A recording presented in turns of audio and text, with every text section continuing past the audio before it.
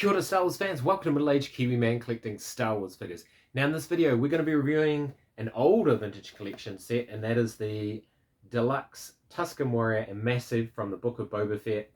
Now why this one, why now? This actually completes my run of these vintage collection box sets, so come check it out with me.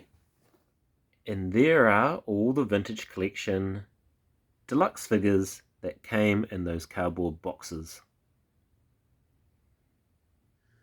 Alright, and here is the packaging for the Tusken Warrior and Massiff.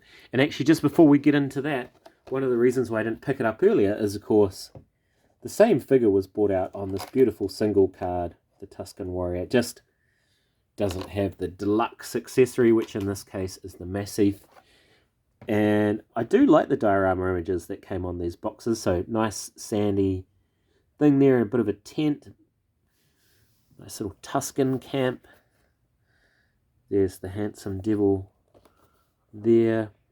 Call out, so it is just the Massiff. That's the additional accessory that you get with the deluxe. There she is, the Tusken Warrior, and some gobbledygook. So let's get it open. And that's the packaging inside the box. The Tusken Warrior there with her arms akimbo, and the Massiff in this tissue bag.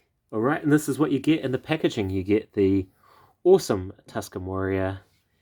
You get her gaffy stick, which has some nice paint apps on it, and really nice sculpting in the, I'm going to call that the bomby knocker part. And of course you get the Massiff. So we'll have a look at the figure first. She looks awesome, really nice paint apps, and I know she's got wonderful articulation. She's got that soft goods lower skirt, barbell hips, decent enough knees, rocker ankles. I think the only thing she lacks is, oh no, she actually does have hinges at the wrist. So here you go, we say female characters don't normally have hinge at the wrist, but she does on both wrists. I forgot about that. Great detail on the headdress. Like dreadlocks, and we'll just bring in the single carded version, and I can see zero differences. Which is one of those interesting things about these deluxe packs when they brought out basically the same figure on single card at the same time. I don't think they did as well. Alright, let's have a look at the, I don't know whether you say Massiff or Massiff. I say Massiff because it sounds cooler. Beautiful detailing, sculpting on there. Articulation at the hind and forelegs. So just at the, effectively the shoulders. Look at that. Beautiful face. It's sort of like a crocodile dog, and has this really cool articulation at the neck and the jaw. So very, very cool little companion. And it's going to compare to the version that we got in the Saga line, which is a bit more pre-sculpted. I don't think it has any articulation. So this one was released a couple of times in the Saga line. Once it came with a Tusken Warrior, and another time it came with a Geonosian Warrior, and I'm sure it's been released before as well. So you basically get this fella with more articulation, and it's cool to have two of them actually to hang out with the Tusken tribes. And not too much more to say really about the set, other than it's cool to get another Massiff. I'm just going to bring this fella in because I think he's cool as well. And it's great that we got a variety of Tusken Raiders from the Book of Boba Fett scene. So I know a couple of people have bought multiples of that 4-pack and swapped bodies and heads and stuff around, and that's pretty cool as well. Anyway, if you made it this far, thank you so much for watching. I'm Middle-Aged Kiwi Man collecting Star Wars figures. Ka kite, and I'll see you on another video.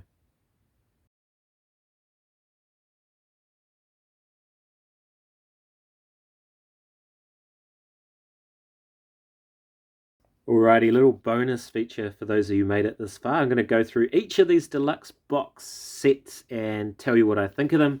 So we're going to start off with the first one, which was this Boba Fett Tatooine. I love this figure. The figure's awesome. And that's what you got with it. So this was the first time I ever heard the term Boba Fett tax.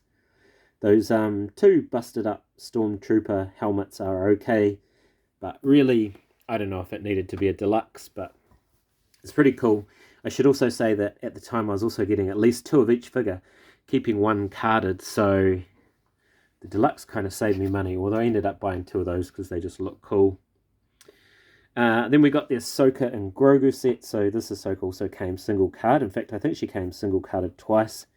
This had a whole bunch of additional features, including the cloak. So yeah, not great value for money, that one. You're basically paying for a cloak. Alright, now we get into it. So I reviewed this one recently, the Incinerator Trooper and Grogu. The Incinerator Trooper, I picked up loads of them, so I delayed picking up this one, but the fire effects are pretty cool. So yeah, it's a bit of a, yeah, it's okay, cool. And then we get into one of the coolest ones, the Imperial Stormtrooper Navarro Cantina. Cool because that news, it was the first time I think that Stormtrooper came with the rocker ankles, and it wasn't super widely available, the Stormtrooper as it is now. Plus it came with an E-Web cannon, which is epic, and now that we've got the new Snow Trooper that's come out, it's even more useful.